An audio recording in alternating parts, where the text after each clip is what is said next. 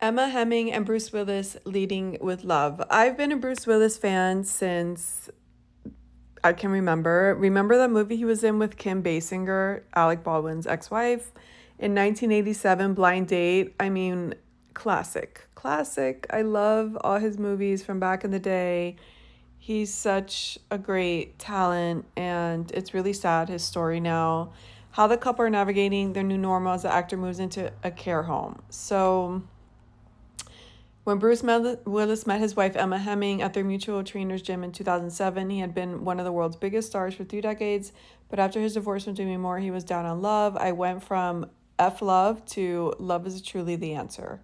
I would say I'm alone, but I'm not lonely. But I was just kidding myself. Then I started hanging around Emma, and on a day-to-day basis, my life became much happier. After the couple's intimate Turks and Caicos wedding in 2009, Hemming was content to let her charismatic husband take the spotlight while she raised their daughters, Mabel, 13, and Evelyn, 11. Opposites attract is how she described the relationship to journalist Diane Sawyer, and I just love watching him be him. The dynamic shifted in 2022 when Hemming was placed front and center as a public advocate for caregivers following Willis's diagnosis of aphasia, a condition marked by loss of the ability to speak or communicate. The following year, the Willis family, including the actor's wife, Demi Moore, 62, and their 3 daughters, Rumor, Scout, and Tallulah, announced that the action star had received a further diagnosis of frontotemporal dementia, a group of brain disorders that can lead to speech issues, loss of motor skills, and personality changes. It's just really sad. And he's kind of young to have all this, too. Still my man, sometimes you'll see that twinkle in his eye or that smirk. It's just hard to see because as quickly as those moments appear, then it goes. So his real issue is the dementia, not the speech thing, which is I've never heard of aphasia. I don't know what that is. I never heard of anyone having that. I didn't realize he had 2 daughters with his new wife either. On the day Bruce got his diagnosis, we left the doctor's office with a pamphlet and a hollow goodbye. No plan, no guidance, no hope, just shock, Hemming says. Part of that purpose is sharing her husband's specific story to highlight the plight of others. It's about raising the voices of caregivers, breaking the stigma around dementia, and shining a light on what millions of families face every day, often with little or no support. The start of her own journey was mirrored in confusion as she noticed shifts in Willis's personality. For someone who was very talkative and very engaged, he was just a little more quiet. When the family would get together, he would just smell a little bit. He felt a little removed, a little cold, not like Bruce, who was very warm and affectionate. To go the complete opposite of that was alarming. I didn't understand what was happening, and I thought, how can I remain in a marriage that doesn't feel like what we had? Receiving a diagnosis was in some ways a relief. Hemming, 47, who noted the condition can often be misdiagnosed as bipolar, depression, or even midlife crisis. While she says that she doesn't think Willis connected the dots about what was happening to him, she told her daughters pretty quickly about the diagnosis. I never wanted them to think that he wasn't paying attention to them. Now Willis, 70, lives in a one-story bungalow near their family home with round-the-clock care. Although Hemming says he is mobile and physically healthy, his language is virtually gone, and because FTD damages parts of the brain that identify and recognize risk, he is no longer safe.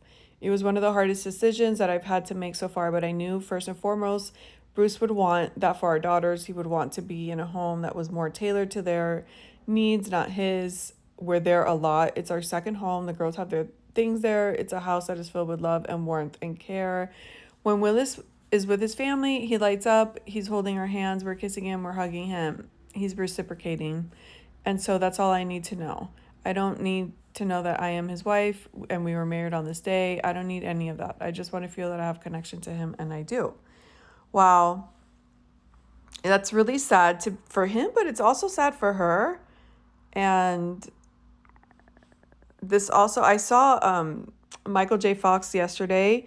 He was on a red carpet of some sorts. You know, he has Parkinson's, and his wife has stuck by him through all this time, and he's had it for so long now. And it's crazy because, I mean, just looking at him, I mean, she's obviously used to it, but it makes me nervous just even looking at him from the red carpet to get in his wheelchair. He can't stop moving. He looks weird, right? But I guess she's used to it, and I would freak out. I don't know if I could stay in a marriage like that. I'm not gonna lie. And like this woman said, it's so true. Like you're not married anymore to the person you married. Now you're being loyal to a different version that's now here, and that's really hard. And I'm sure you have kids and you want to hold it all together, but I don't know. I mean, we all know, and no, I'm sorry, I'm not a man hater, but men wouldn't stick around. If this was reversed, the men would be out. Like, it's so sad to say, but men are just like selfish creatures. They don't, and some men, there's a handful of men that might stick around a little bit. I don't know if they would stick around this long or how long Michael J. Fox's wife has stuck around, but there's some men, they're definitely cheating. Like, men are just not the caregivers women are. They're just not. And it's interesting. He can't even speak. It's just sad. It's just sad. I wish him well. I love him. And he's lucky he found someone when he did, because he'd not completely alone, because he would have Demi and the kids come around, but he's lucky he has a partner. But I don't know. We wish you well. I saw Tallulah. I think it was Tallulah. I don't know which one it was. What daughter of Bruce Willis, but she sings. This one in the